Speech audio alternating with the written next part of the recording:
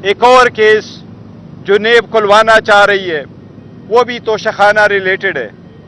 जो नोटिस हमें मिला है उसके मुताबिक ये तोशाखाना से रिलेटेड चौथा केस हो जाएगा इस मुल्क में और खान साहब के खिलाफ।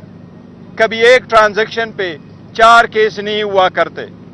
पहले इन्होंने एक केस फाइल कर दिया था दिलावर साहब के सामने तोशाखाना का, वो इलेक्शन कमीशन के थ्रू ट्रांसफर करवाया था। उसके बाद एक FIR रजिस्टर करवा के जज सिपरा साहब के सामने उसकी हियरिंग चल रही है।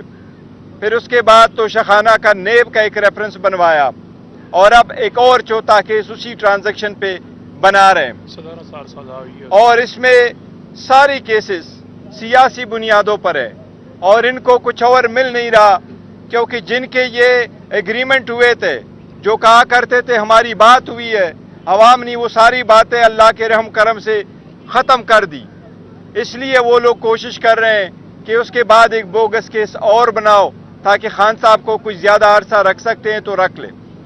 इसलिए आज खान साहब ने सबके सामने अदालतों से इस्तदा की है और वो मैं पैगाम और इस्तदा आपको बता रहा हूँ। खान साहब की इस्तदा है, दरख्वास्त है हमारी सेशन जज साहिबान से, हाई कोर्ट से और सुप्रीम कोर्ट से, जो हमारे केसेस खान साहब के पेंडिंग है, कि उनका जैसे भी चाहो जिस तरह भी फैसला करना चाहते हो, लेकिन काइंडली इस केस इसको मजीद ना डिले करे, हमारे केसेस के फैसले कर ले।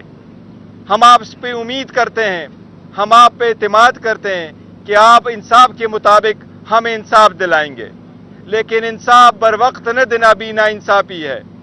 बहुत देर हो गई, एक केस में इतनी लेट की जाती है और उसका फैसला जब रिजर्व किया जाता है वो भी इतनी देर की जाती है कि प्रोसिक्यूशन अपने प्लानिंग में कामयाब हो जाती है, कोई और केस बना लाती है।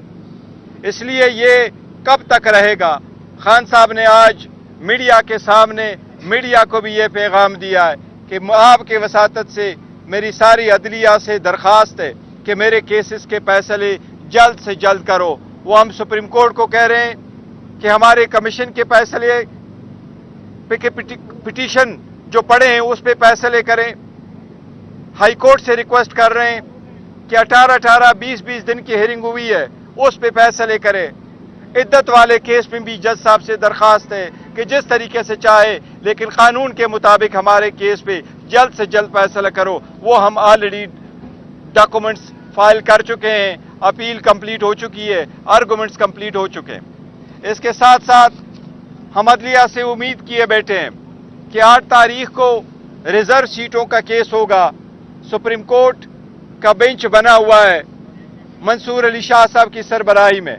हमें उम्मीद है इंशाल्लाह सुप्रीम कोर्ट हमारे रिजर्व सीटें बहाल करेगी, जिसमें हमारी 11 सीटें नॉन मुस्लिम की और 67 सीट वोमेन की है।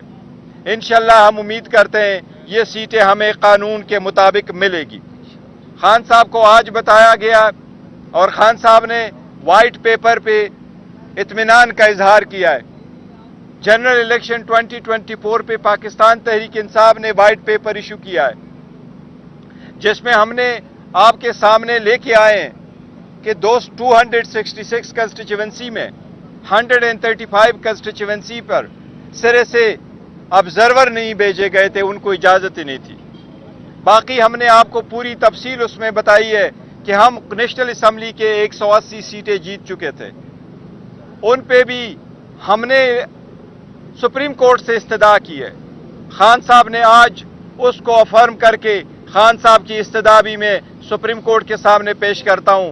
जनरल इलेक्शन पे जो हमने वाइट पेपर इशू किया है, हमारी दरख्वास्त है कि उस पे जुडिशल कमीशन बने और इसके तह तक जाए कि किस तरीके से ये धांधली करवाई गई है और किसने ये करवाई है और किस तरीके से हमें हरवाया गया है।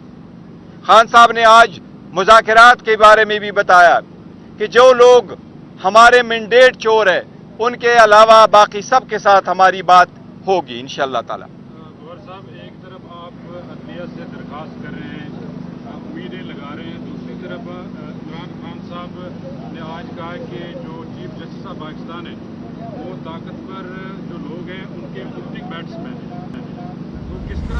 सूरत होगा? देखिए खान साहब ने, देखो अदालत नहीं, अदलिया पे खान साहब ने नहीं कहा कि अदलिया पे मुझे एतमाद नहीं है। पाकिस्तान तहरीक इंसाफ के सारे वकला, ILF, हम जो खड़े हैं, हमारे इवन लीडरशिप, हम 6 जजेस के तहफ़्फ़ुज़ के लिए सुप्रीम कोर्ट पहुंचे। हम अदलिया को मजबूत करना चाहते हैं, हमने अदलिया को मजबूत किया है। खान साहब खुद अदलिया के आज़ादी के लिए जेल जा चुके हैं, लेकिन खान साहब ने जो जिक्र किया वो इस तनाजुर में था कि चीफ जस्टिस साहब फरमा रहे हैं कि मेरे होते हुए कोई इंटरफेरेंस मेरे साथ नहीं हुई। तो वो कह रहे हैं जहां इंटरफेरेंस होनी थी वहां इंटरफेरेंस हुई, जहां उनको जरूरत पड़ी कि यहां इंटरफेरेंस करी वहीं जरूरत हुई।